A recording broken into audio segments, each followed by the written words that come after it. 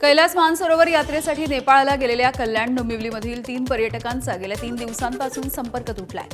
कल्याण पश्चिम इथल्या संजय पाटील आणि त्यांच्या पत्नी नलिनी पाटील तसंच डोंबिवलीमधील सुनील सुभेदार यांचा देखील यामध्ये समावेश आहे।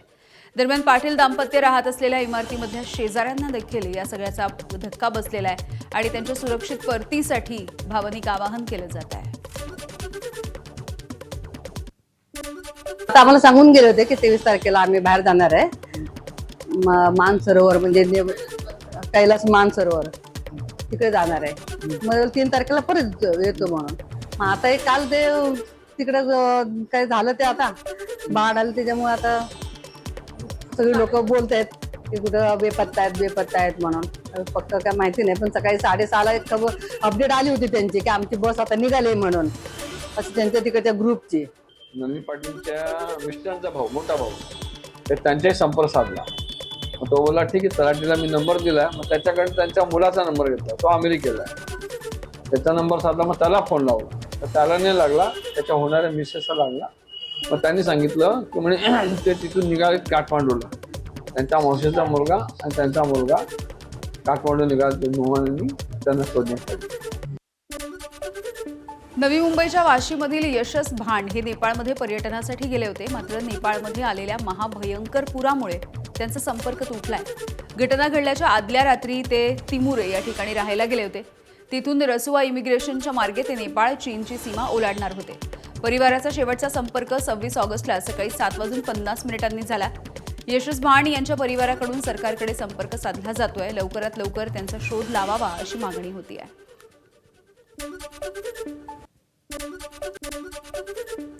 नेपाळमधल्या महाप्रलयामध्ये अडकलेल्या 106 प्रवाशांचा भारतामध्ये येण्याचा प्रवास सुरू झाला। हे सर्व 106 प्रवासी काठमांडूवरून बिहारच्या दानापूरच्या दिशेने रवाना झाले। काल संध्याकाळी ते नेपाळमध्ये अडकलेले होते। असं असताना मुख्यमंत्री देवेंद्र फडणवीस यांच्या फोनच्या नंतर काठमांडूवरून जनकपूरपर्यंत नेपाळचे खासदार संदीप राणा यांनी त्यांना स्थानिक 4 मिनी बसेस करून दिल्या। दानापूरपर्यंत त्यांच्यासाठी बसेस केलेल्या आहेत। तिथून रेल्वेची त्यांची परतण्याची व्यवस्था देखील करण्यात आली आहे।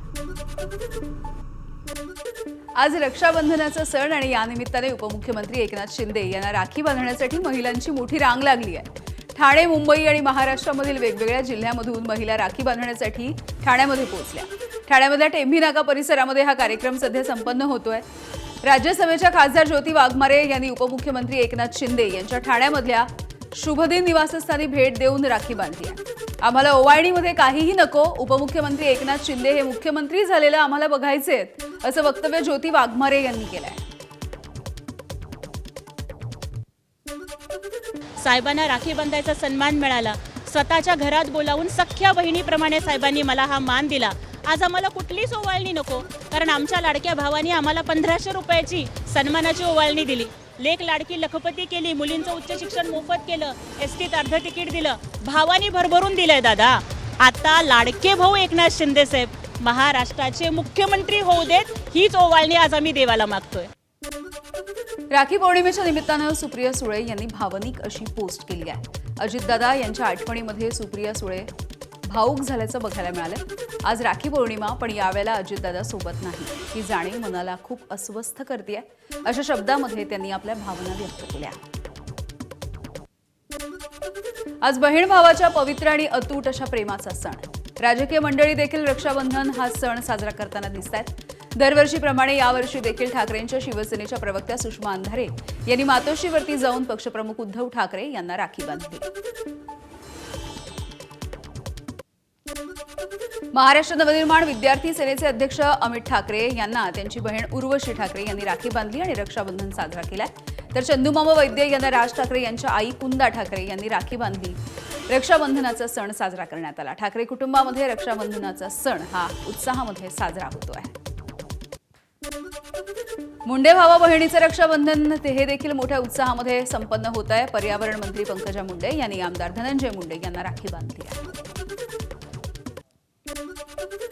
रायगड जिल्ह्याचे पालकमंत्री भरत गोगावले यांच्या महाड इथल्या शिवनेरी निवासस्थानी रक्षाबंधनाचा सण साजरा झाला।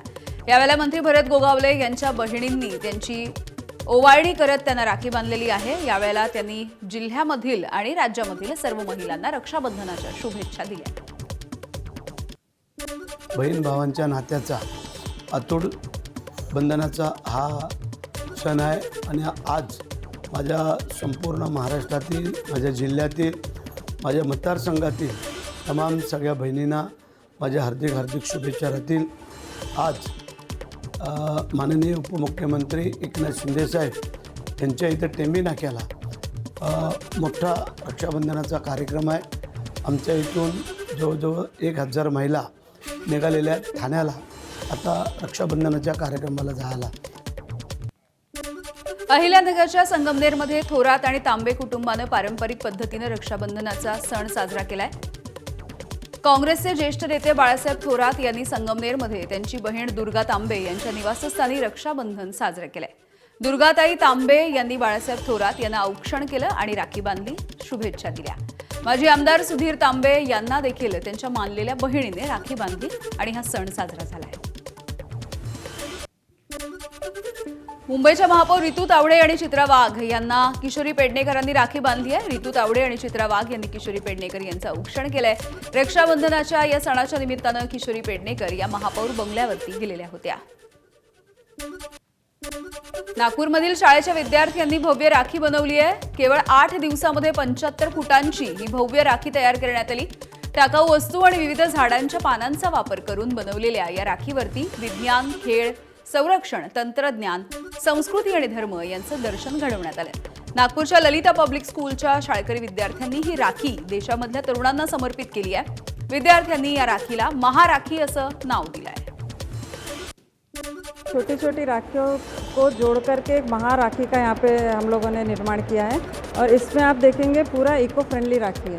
इसमें जूट का भी इस्तेमाल किया है, नारियल का बचा हुआ नारियल का भी इस्तेमाल किया है. ये लकड़ी से झाड़ और लकड़ी की चिप्स से विनियर से हम लोगों ने गणेश जी बनाए हैं और यहाँ पे बाकी पेड़ पौधे हैं और ये पूरी राखी मिला करके बच्चों के और टीचर्स के द्वारा बनाई गई है और ये राखी लगभग 60 बाय 75 की राखी है.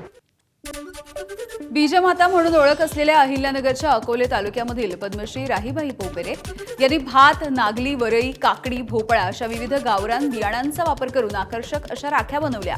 मंत्री चंद्रकांत पाटील यांना बंधू मानलेल्या राहीबाईंनी चंद्रकांत दादांसह शेतकरी आणि देशाच्या सीमेवरच्या सैनिक बंधूंना देखील या अनोख्या राख्या पाठवल्यात. भाऊ बहिणीच्या नात्याला अधिक घट्ट करण्यासोबतच राहीबाईंनी रक्षाबंधनाच्या निमित्तानं गावरान बियाण्यांच्या संवर्धनाचा देखील संदेश दिलाय. भावा बहिणीच्या पवित्र नात्याचा सण रक्षाबंधन आज महाराष्ट्रासोबतच देशभरामध्ये साजरा होतोय. साईबाबांच्या शिर्डी नगरी देखील पारंपरिक पद्धतीने रक्षाबंधनाचा उत्साह दिसतोय. यावेळेला साईबाबांच्या मूर्तीच्या हातावरती देखील सुंदर अशी राखी बांधण्यात आली. यावेळेला साईबाबांच्या मंदिर परिसरामध्ये भव्य राखीचं पूजन देखील पार पडलंय.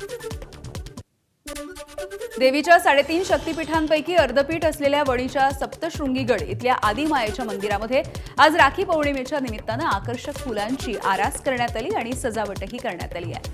विविध रंगी फुलांच्या माळांनी मंदिराचा हा गाभारा संपूर्णपणे सजून गेला.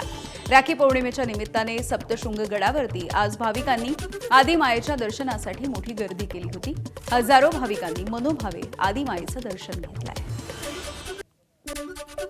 गुन्हेगारीच्या वाटेवरती जाण्यापासून रोखत अल्पवयीन मुलांना समाजाच्या मुख्य प्रवाहामध्ये आणण्यासाठी पुणे पोलिसांनी एक महत्त्वाचं पाऊल उचललं.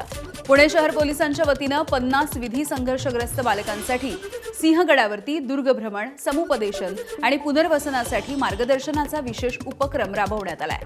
पोलीस उपायुक्त सागर कवडे यांच्या मार्गदर्शनाखाली आणि सिंहगड विभागाचे सहाय्यक पोलीस आयुक्त विजय कुंभार यांच्या देखरेखीखाली हा उपक्रम राबवण्यात आलेला आहे. गुन्हेगारीचा मार्ग सोडून शिक्षण आणि कष्टाच्या जोरावरती सन्मानानं जीवन हे जगण्याचा संदेश यावेळेला दिला गेला आहे. नाशिकच्या शिवनेरी दिंडोरीमध्ये मुख्यमंत्री देवेंद्र फडणवीस यांच्या हस्ते पुणे विद्यापीठ उपकेंद्राच्या प्रशासकीय इमारतीचं उद्घाटन झालंय.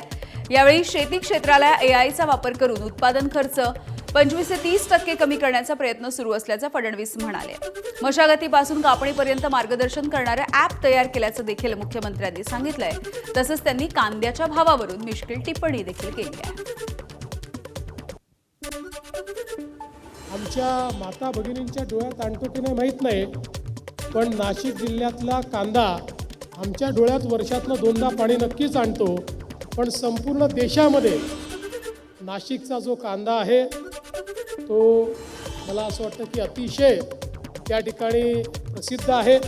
आता मी या कार्यक्रमामध्ये असताना दादा आता कांद्याला चांगले भाव असल्यामुळे कोणीच या कार्यक्रमात कांदे घेऊन आले नाही. आता वर्षातनं एका कार्यक्रमात तरी नाशिकमध्ये आपल्याला कांदे भेट मिळतातच. त्यामुळे खरं तर आता महाग आहेत. आता भेट मिळाले असते तर घरी नेले असते. धाराशिवमध्ये पाऊस नसल्यामुळे भीषण अशी परिस्थिती निर्माण झाली. महत्त्वाचं पीक असलेलं सोयाबीन शेतामध्ये करपून चाललंय. विहिरीमध्ये पाणी नाही, गोठ्यामध्ये जनावरांसाठी चारा नाही. या सगळ्यामुळे शेतकरी सध्या आर्थिक संकटात आहे. तात्काळ मदतीचं नियोजन करा, अन्यथा शेतकरी आत्महत्या वाढतील अशी भीती ठाकरेंच्या शिवसेनेचे आमदार कैलास पाटील यांनी व्यक्त केली. पक्ष फोडाफोडीच्या राजकारणामधून सरकारकडे वेळ असेल तर शेतकऱ्यांकडे लक्ष द्या असं म्हणत आमदार कैलास पाटील यांनी सरकारवरती हल्लाबोल केला. पीक विमा योजनेचं ट्रिगर काढल्यामुळे शेतकऱ्याला ती मदतही मिळत नाहीये. पावसाच्या खंडामुळे नुकसान झालेल्या सोयाबीन उत्पादक शेतकऱ्यांना तातडीनं आर्थिक मदत द्यावी अशी मागणी खासदार ओमराजे निंबाळकर यांनी केली. मराठवाड्यामध्ये मागील 1.5 महिन्यापासून पावसानं मोठा खंड दिलाय. अनेक भागामधील सोयाबीनचं पीक हे पाण्याअभावी वाळून गेलंय. त्यामुळे शेतकऱ्यांचे मोठे हाल होत आहेत, आर्थिक नुकसानही झालंय.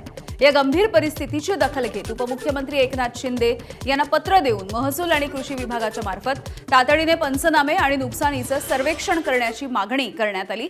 तसंच नुकसानग्रस्त शेतकऱ्यांना तात्काळ आर्थिक मदत देण्याची देखील मागणी करण्यात आली आहे. साखरेसोबतच अनेक पदार्थ आणि वस्तू यांच्यामध्ये दरवाढ चढ उतार बघायला मिळतोय. यामध्ये आता गेल्या महिनाभरात वेलचीच्या म्हणजेच वेलदोड्याच्या दरामध्ये किलोच्या मागे 700 रुपयांची वाढ झाली. सांगलीच्या किरकोळ बाजारामध्ये महिन्याभरापूर्वी सुमारे 3,500 रुपये किलो असलेली वेलची आता 4,200 रुपये किलोपर्यंत गेली आहे. सणासुदीच्या काळामध्ये मिठाई, खाद्यपदार्थ आणि पेय यांच्यामध्ये वेलचीचा वापर वाढतो आणि असं असताना दरवाढीनं ग्राहकांना चांगला झटका दिलाय. चहा, कॉफी आणि विविध पारंपरिक पेयांमध्ये देखील वेलचीचा वापर होतो. दर्जेदार आणि मोठ्या आकाराच्या वेलचीला यापेक्षा देखील अधिकचा दर मिळतोय. वेलचीचा किलोचा भाव 4,200 रुपयांवरती गेला. त्यामुळे छोट्या प्रमाणावरती खरेदी करणाऱ्या ग्राहकांना देखील याची झळ बसती आहे. केंद्र सरकारने साखरेच्या संदर्भात तात्काळ बैठक घ्यावी, अन्यथा या वर्षापेक्षा पुढच्या वर्षाची परिस्थिती अत्यंत भयंकर होईल असा इशारा पवारांच्या राष्ट्रवादीचे नेते हर्षवर्धन पाटील यांनी केंद्र सरकारला दिला. जर केंद्र सरकारने याआधीच आमचं म्हणणं ऐकलं असतं तर आजची परिस्थिती निर्माण झाली नसती. संकटाची परिस्थिती आहे, या परिस्थितीमध्ये आम्ही सरकारच्या सोबत आहोत. त्यामुळे सरकारने या सगळ्यावरती तात्काळ मार्ग काढावा अशी विनंती देखील हर्षवर्धन पाटील यांनी केली आहे. एक तातडीनं दिल्लीला एक बैठक बोलवण्याची आवश्यकता. हे सगळे नॅशनल फेडरेशन ऑल इंडिया लेवलचे जे असोसिएशन्स आहेत त्यांना बोलवलं पाहिजे, चर्चा केली पाहिजे. कारण ह्या क्रायसिसमधनं बाहेर पडायचं असेल तर चर्चेतूनच मार्ग काढावा लागेल आणि ह्याला सोल्युशन काढावं लागेल आपल्याला. कारण पुढं 14 सप्टेंबर नंतर गणपती महोत्सव आहे. यासाठी एक धोरण ठरवलं पाहिजे. आमच्याकडं पण काही सूचना आहेत. आम्ही पण 40 वर्ष ह्या क्षेत्रामध्ये काम करतोय. शेतकरी म्हणून काम करतोय, कारखानदार म्हणून काम करतोय, फेडरेशन म्हणून काम करतोय आणि प्रशासनामध्ये पण आम्ही काही वर्ष काम केलेलं असल्यामुळे ह्या गोष्टीचे बारकावे आमच्याकडे आहेत. ते आम्ही केंद्र सरकारच्या समोर मांडू. केंद्र सरकारने साखरेच्या साठ्यावरती घातलेल्या निर्बंधांच्या पार्श्वभूमीवरती राज्य शासनाने साखर व्यापारी, वितरक, कारखाने आणि मोठ्या ग्राहकांच्या साठ्याची प्रत्यक्ष तपासणी करायचा निर्णय घेतला. 27 ऑगस्टपासून राज्यभर विशेष तपासणीची मोहीम सुरू होणार आहे. साठा मर्यादेचं उल्लंघन, साठा लपवून ठेवणं, चुकीची माहिती देणं या सगळ्यांवरती जीवनावश्यक वस्तू अधिनियम 1955च्या अंतर्गत कारवाई केली जाईल. केंद्राच्या 28 जुलैच्या अधिसूचनेनुसार 1 ऑगस्ट ते 30 नोव्हेंबरच्या दरम्यान साखर विक्रेते आणि वितरकांना प्राप्त झालेला साठा 30 दिवसांपेक्षा अधिक काळ ठेवता येणार नाही. तसंच कोणत्याही वेळी 4,000 क्विंटल अर्थात 400 मेट्रिक टनापर्यंत साखर तुम्हाला साठवता येईल, त्यापेक्षा अधिकची साखर साठवता येणार नाही. कांद्याचे भाव नियंत्रणामध्ये आणण्यासाठी केंद्र सरकारनं नाफेड आणि NCCFच्या माध्यमातून खरेदी करण्यात आलेला बफर स्टॉक कांदा नाशिक जिल्ह्यामधून देशामध्ये पाठवण्याचं नियोजन केलं.